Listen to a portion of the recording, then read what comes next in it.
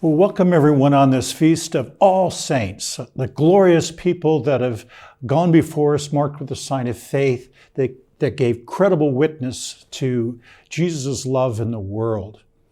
You know, all of the saints came from all different kinds of occupations and such, and the church celebrates all the different ways in which we can embody the love of Christ and then express that love to our brothers and sisters who are all around us.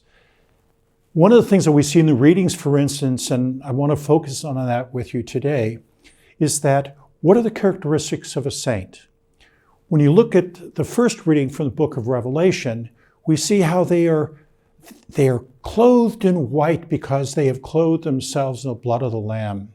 They have been forgiven of their sins, and they have lived that purity of heart in a wonderful way in their lives. The other thing that's very important is that they wanted to come to know the living God. Their heart's desire was to do God's will. They could be, in a wonderful way, called sons and daughters of God, as 1 John would say. And then Jesus, with his Gospel of the Beatitudes, their virtue was just so apparent in what they did and how they lived, giving themselves in complete surrender to the will of God, mind, body, soul, spirit, in love of neighbor. Great heroes of the Christian life. Often when we think of holiness, we think of it as an abstract kind of idea.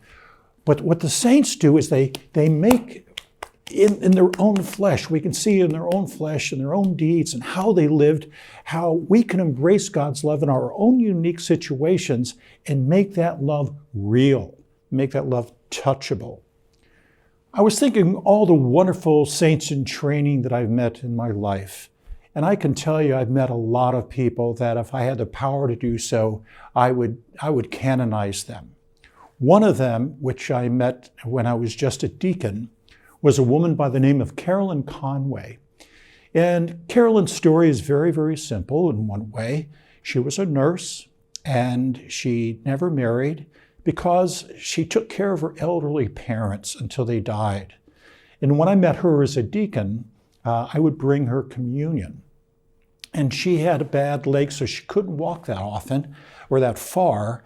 And so she was so sweet and lovable that I continued that friendship with her after I was ordained a priest.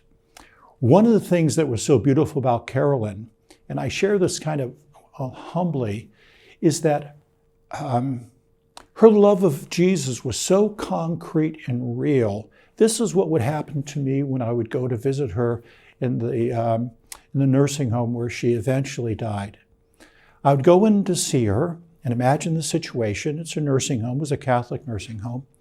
And I would go into her room, and as soon as she saw me, she had this kind of squeaky voice, and she'd go, "Oh, Father Bob, it's so nice to see you." And I'd say, "Hi, Carolyn, so nice to see you."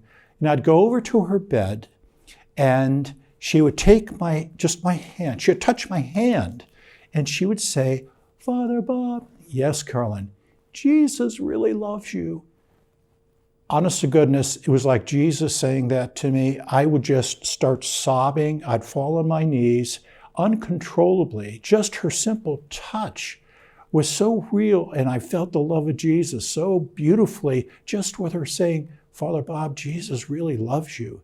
And I'd be sobbing, and a nurse would come in wondering what was going on, and she'd be sitting there smiling, saying, "Oh, he's okay, he's okay."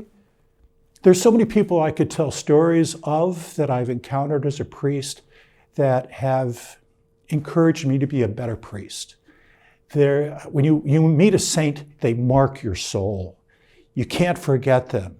Their goodness and their love continually impacts how one lives once one accepts what they have had to say or the image or the example that they have given.